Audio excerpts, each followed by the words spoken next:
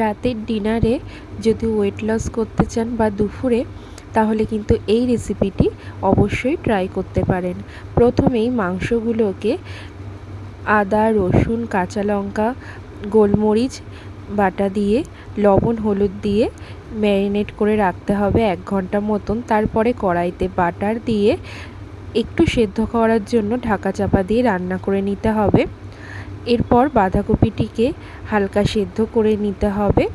আর একটি তাওয়ার মধ্যে আবারও সামান্য একটু বাটার দিয়ে এটাকে একটু সেঁকে নিতে হবে। অন্যদিকে কড়াইতে যে সেদ্ধর জন্য বাটারটা ইউজ করেছিলাম, যে মশলাটা ছিল ওটার মধ্যেই সবজিগুলোকে সামান্য একটু ভেজে নিতে হবে, এর মধ্যে যেন ক্রাঞ্চি ভাব থাকে। এরপরে সবজিগুলোর ওপরে এই চিকেনটাকে দিয়ে পরিবেশন করতে হবে। দারুণ লাগে কিন্তু খেতে, ওপর থেকে লেবুর রস দিতে।